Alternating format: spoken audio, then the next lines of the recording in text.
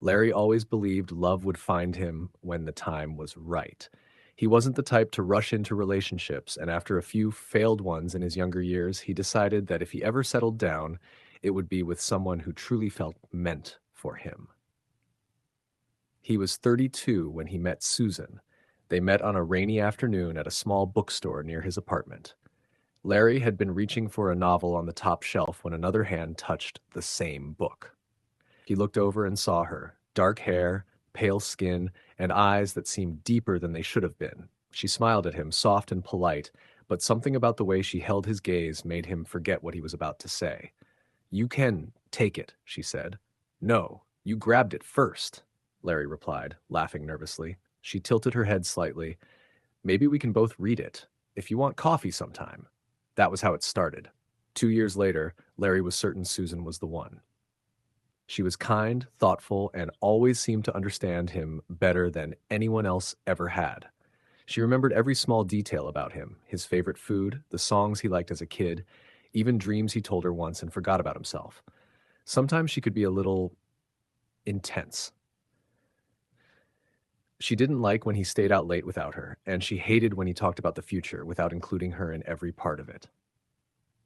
But Larry thought that just meant she loved him a lot. So on a cool autumn night, under the yellow glow of streetlights outside their apartment, Larry got down on one knee. "Susan, will you marry me?" For a moment she didn't move. Her eyes locked onto his, wide and shining, almost too bright. Then she smiled slowly. "Yes," she whispered. The wedding happened 3 months later. It was small, just family and a few friends. Susan looked perfect in her dress, and Larry couldn't stop thinking how lucky he was. When they said their vows, Susan held his hands tightly, so tightly it almost hurt. "I promise," she said quietly, her voice trembling, "we will never be apart. Ever." Larry thought it was romantic. The first week of marriage felt normal. They settled into their routine, laughing, cooking together, watching movies late at night. But then things started to feel off. One night, Larry woke up around 3 a.m. for no reason. The room felt cold. He turned over, expecting to see Susan asleep beside him. She wasn't there. He sat up, confused, and that's when he saw her. She was standing at the foot of the bed, completely still, staring at him.